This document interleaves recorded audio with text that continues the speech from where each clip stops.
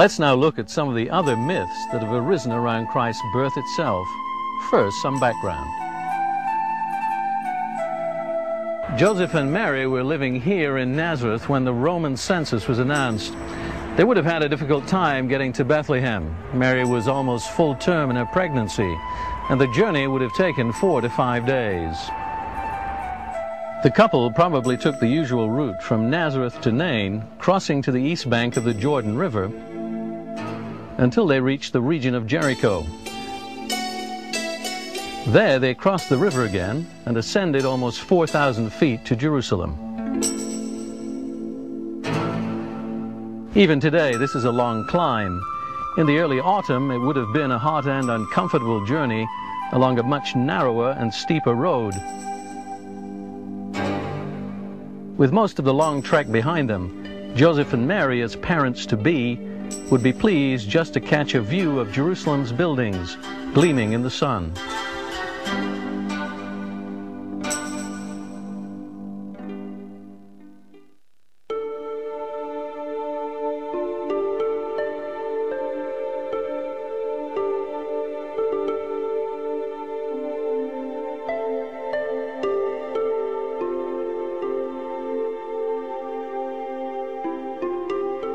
When Joseph and Mary finally arrived here in Bethlehem, in the birthplace of Israel's most famous king, David, they found that the census had brought many people home.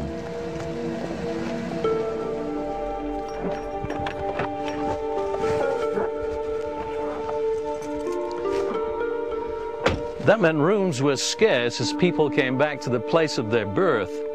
Luke tells us that when Joseph and Mary arrived, there was no room for them in the inn. Where was Jesus born? No one knows for sure. If it was in a stable, it could have been in one of the caves in these hillsides. Apparently they were used as stables at the time. In fact, the 2nd century church historian Justin Martyr lends some credibility to this when he says, "When the child was born in Bethlehem, since Joseph could not find lodging in that village, he took up his quarters in a certain cave near the village." Let's go and take a look at one of the caves.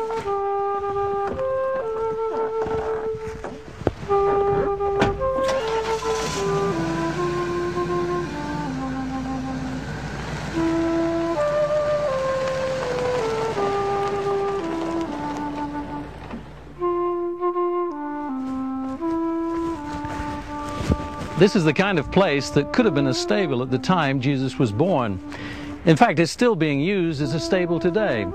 Let's go inside.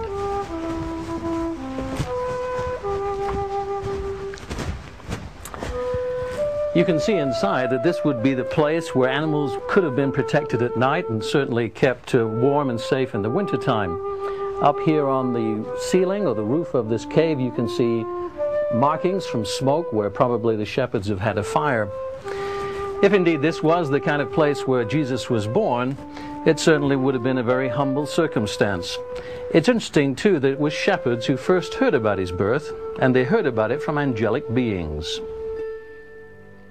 In the 17th century, Rembrandt captured the intensity of the experience in the contrast of light and dark of this pen and brush creation. In the fields near Bethlehem, the Gospel of Luke tells us shepherds were living out in the fields, watching over their flocks by night. This is another clue that Jesus' birth was not in the middle of winter, when shepherds and flocks do not stay out in the fields at night. It does snow sometimes in Bethlehem. The angels told the shepherds that the Christos, or Messiah, the long-awaited Savior of mankind, had come. The sign the shepherds should look for was a baby lying in an animal's feeding trough. They found the child and his parents exactly as predicted.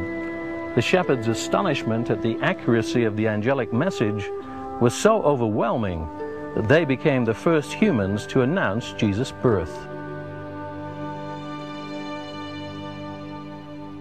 Other details of this account also have been misunderstood. Notice that the New Testament record says nothing about how many wise men came.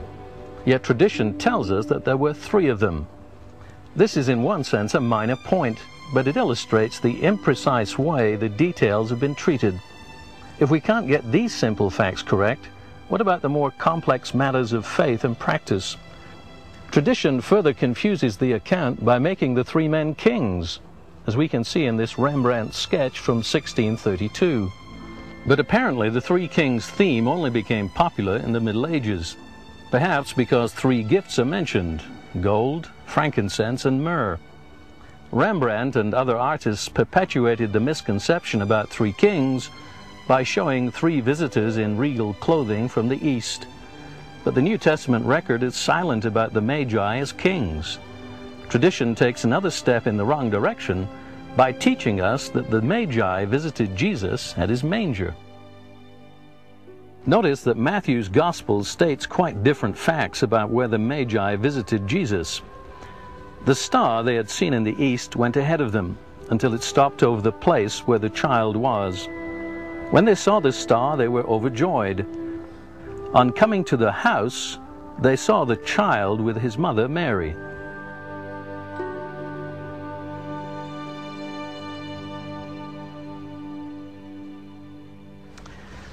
These visitors came to see a child in a house, not a newborn in a stable. And once again, we see how easily the simplest facts are distorted. And yet, we wouldn't allow such looseness with the histories of other people.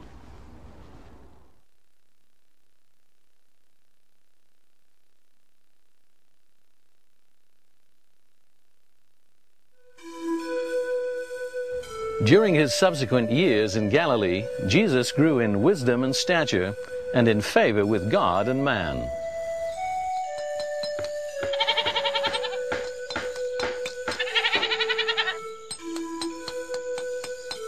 Luke records that Jesus returned to Nazareth and was obedient to his parents. We know that Joseph was a builder. The word for carpenter in the New Testament is translated from a Greek word, tekton, but it means more than carpenter. It means a general contractor. In those days, houses and buildings were built primarily from stone, so Joseph would have used indigenous materials and local techniques. This gives us a glimpse into another common misconception. Traditional art often portrays Jesus as a soft, weak-looking man with long hair. Yet the historic record suggests that young Jewish men of that period did not have long hair. And the context suggests that Christ was a strong, masculine builder. His work must have taken him around the environs of Nazareth. A discovery near Jesus' boyhood home allows us to speculate reasonably about his youth and what he might have learned as a builder's apprentice. This is what remains of Sepphoris, a regional capital of Galilee in the 1st century. Herod Antipas ruled Galilee after his father, Herod the Great, died. He began an extensive building program here. It was a city under reconstruction during Jesus' youth.